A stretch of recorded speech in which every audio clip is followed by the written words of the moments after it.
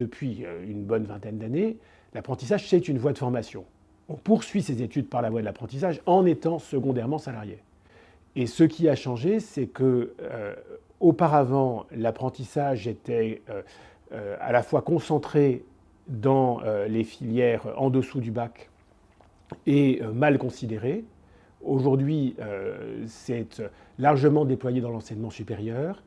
Et c'est considéré aussi comme une voie aussi digne, aussi efficace que la voie studieuse. En 2018, une loi a été délibérée qui réorganisait radicalement l'apprentissage du point de vue de la réglementation et du financement.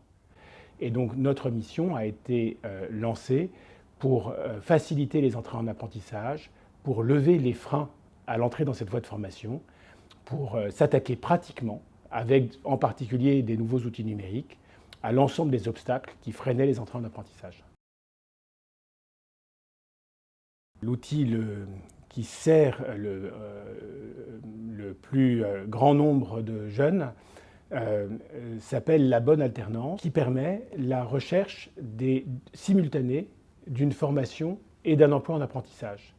Et on a fait le lien avec l'ensemble du marché du travail, aussi bien les offres d'emploi explicites exprimées par des entreprises que par un calcul, le résultat d'un algorithme qui prédit les entreprises qui, sur un territoire donné, peuvent recruter dans un métier donné.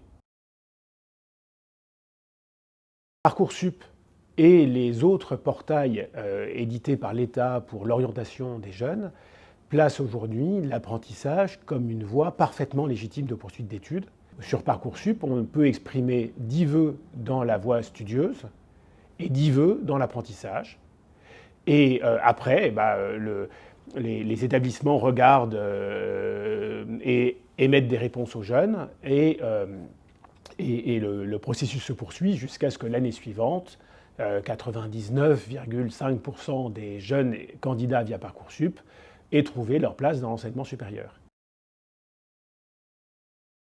Environ un jeune sur deux en France et dans l'OCDE se projette vers seulement 10 métiers, et qui ne sont d'ailleurs pas les métiers qui recrutent le plus aujourd'hui, faute d'imagination, et l'imagination, ça se travaille. Voilà, donc il y a vraiment l'orientation, c'est un processus qu'on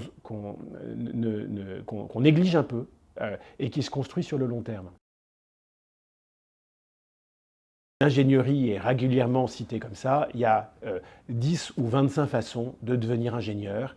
Et donc tout ne se joue pas à être retenu dans l'université ou la classe préparatoire qu'on a mis en premier. Il y a plein de bonnes solutions.